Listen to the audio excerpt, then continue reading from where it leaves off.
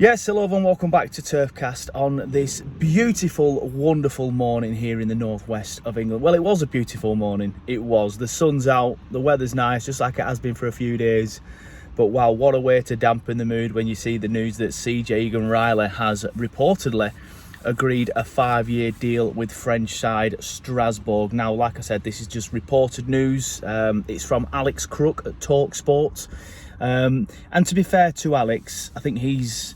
over the last couple of years, his reputation's got better. Do you remember a few years back when we had Maxwell Cornet and he fell for that joke, that Michael Jackson joke?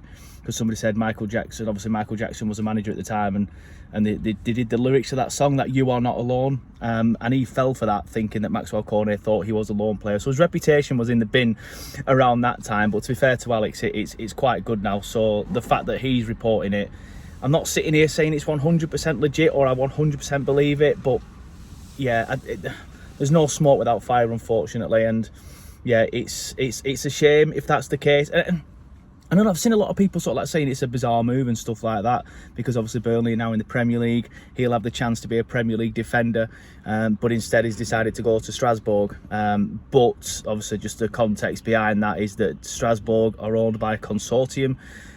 You probably are aware of this, but some might not. But Strasbourg are owned by a consortium called the Blue Corps. The two teams in that consortium are Strasbourg and Chelsea, and it's led by Todd Bowley, the Chelsea owner. So there's a clear pathway there between Strasbourg and Chelsea. I'm not sure how many players have made that move, but you know what I mean when I say there's sort of like a clear pathway between the two clubs. It's obvious to me that Chelsea have been watching him, and instead of signing him for Chelsea, they want to sign him for Strasbourg and go down that route, and then potentially just, you know, he's on their books, so then he can move to Chelsea if true. But yeah, I've no reason to believe that it's not true, unfortunately. I've seen a lot of players, a lot of fans suddenly now turn around and be like, well, I didn't think he was good enough for the Prem anyway. Look, he's been a massive part of this record-breaking defence that we've had. I agree to an extent. He's untested in the Prem. He's not as good defensively as Steve, in my opinion, but he's better at going forward than Steve, and he was a big part into how Burnley sort of like built up attacking players. So he's going to be a big miss. He's going to be a big miss. Whether you think he's good enough for the Prem or not, it's not the best sort of start to life in the Premier League for Burnley, is it? Because we've now got a massive Egan-Riley shaped gap at the back of the defence. In the defence. So yeah, it's not ideal, and obviously we're all expecting Trafford to leave as well. So if you lose Trafford as well, then it's going to be a shame. And I've seen people sort of like say, well, this means Steve will go as well. I think if anything, this means Steve is less likely to go. Steve's the one that we desperately need to keep a hold of, because if CJ's going, and I've been resigned to losing Trafford pretty much since last summer now, then yeah, the reason why we are where we are now is because of how good our defence was, and we have, according to this report, just lost one of the main reasons behind that defence. And then if we do lose Trafford as well, then that's two huge blows.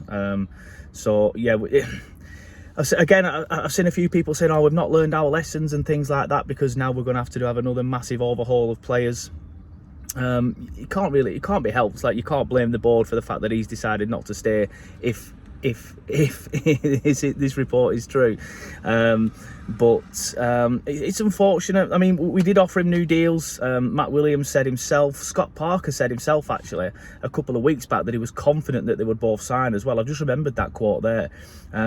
So fingers crossed that this is a lot of old tosh from Alex at TalkSport, and Scott Parker said a couple of weeks back, like I said, that he is confident that they will sign both CJ and Brownhill. So hopefully that is the case, and CJ does sign. But yeah, it's not looking good, is it, from the Burnley perspective, especially when we're losing him for free.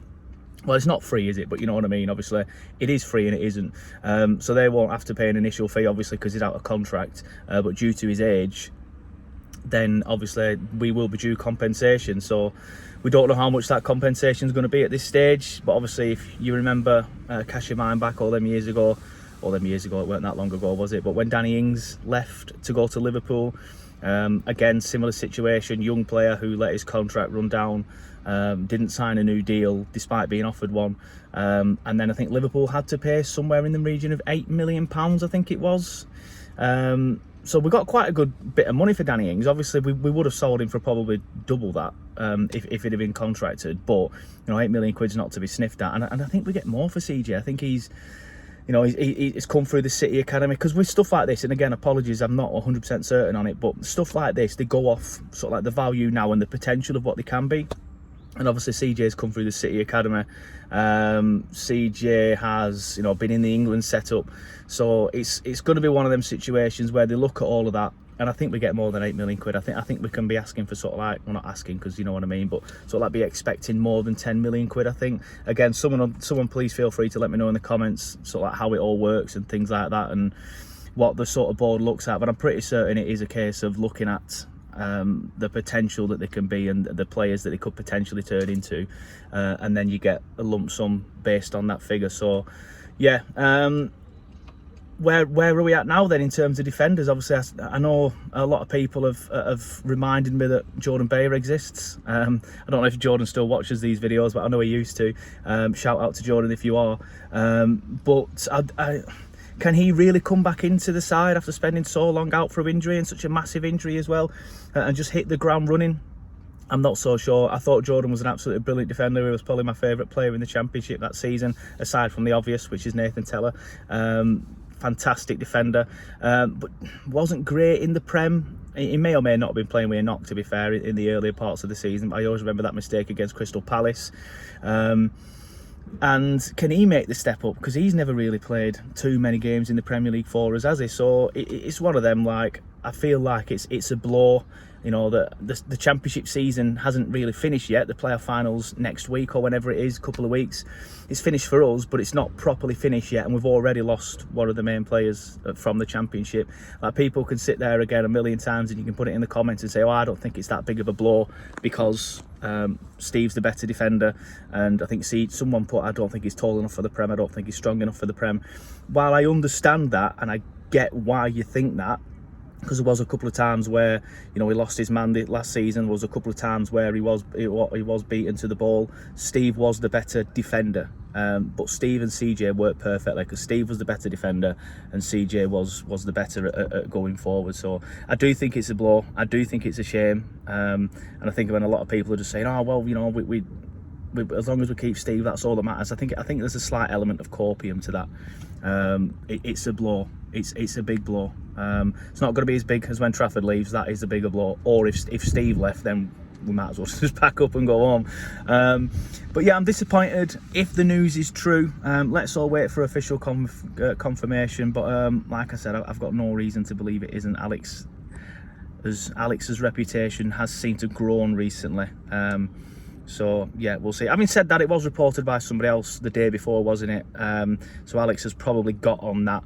Well, he reported, I can't remember his name, Ben something. He reported that Strasbourg were looking at him, and then there was a pathway to sort of like Chelsea through that. But yeah, like I said, it's a shame. I think it's a shame. I think a lot of the people sort of like saying, oh well, you know, it's not that big of a deal. I think that's an element of copium, and it's not the great start in terms of preparation to life in the Premier League. But let me know what you think in the comments below. I will be bringing the Clarets Daily News back potentially next week. I think I'll start them next week, which for those of you that don't know, is kind of like a daily roundup of Clarets News. I'll just look at the stuff that's on Twitter and put it in a video, because I know that everybody doesn't have time to sit on Twitter all day like I do, like a loser. But yeah, thanks everyone for watching. Let me know your comments below, and please remember to like the video and subscribe if you haven't already.